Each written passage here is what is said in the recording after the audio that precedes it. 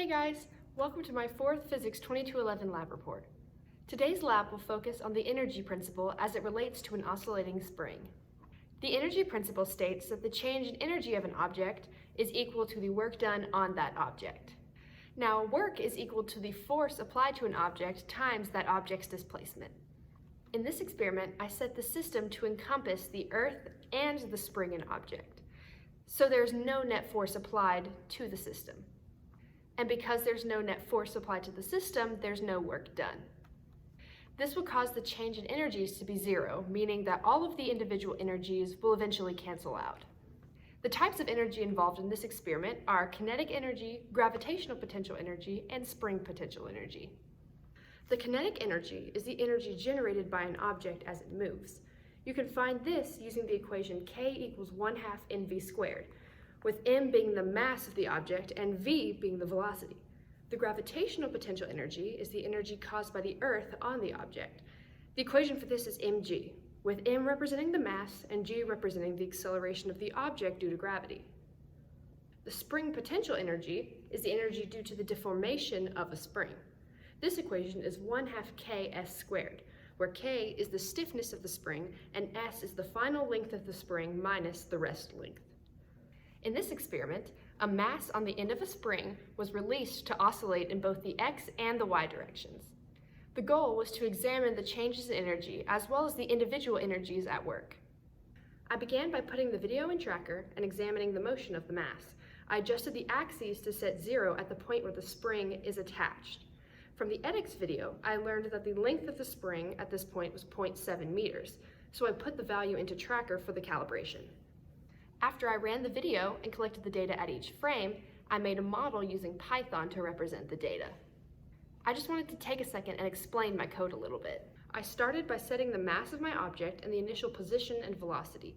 Since the object started from rest, the initial velocity will be 0. Next, I set the acceleration of gravity, the spring constant, and the spring rest length. Next, I created equations for the stretched length of the spring, the direction of the spring, L hat, and the difference between the stretched and relaxed lengths. I then put the kinetic, gravitational, spring, and total energy equations into the code. I set my iterations to loop until a certain time and assigned a value to each initial energy. I next calculated the force of gravity, the spring force, and the net force. Next came a little throwback to the beginning of the semester with the velocity and position equations to update the position and velocity. I then updated the values of the spring and calculated the changes in energy between the initial and final values. I finally created several graphs to show the data and updated the time. When you run the code, you can see the model spring with the mass on the end moving in the x and y direction. You can also see the experimental data moving as the red dot. The first graph shows the relationship between all the changes in energy throughout the movement. The green line represents the change in spring potential energy. The blue line represents the change in kinetic energy. The red line represents the change in gravitational potential energy, and the orange line represents the change in total energy. Notice that the change in total energy is effectively 0. Of course, due to experimental error, the total change in energy is not entirely 0, but it's close enough that the energy principle would be satisfied.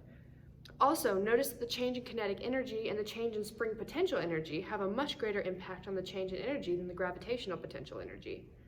Moving on to the second graph, you can see the experimental data and the model data in the x-axis. The two oscillations are very close, meaning the model accurately represents the movement of the spring in the x-axis. The same, unfortunately, cannot be said about the y-axis graph. There seems to be a major discrepancy between the amplitude of the model and of the experimental data. I believe this discrepancy may have come from a slight error in my code. Even so, you can see that the peaks and troughs of both oscillations occur at approximately the same time. I compared the periods of the x and y components of the data and found that the period of the x-axis data was 1.682, while the period of the y-axis data was 1.35. This means that the spring oscillates quicker through the x-axis than in the y-axis, and you can deduce that the x-axis component of the net force was greater than the y-axis component.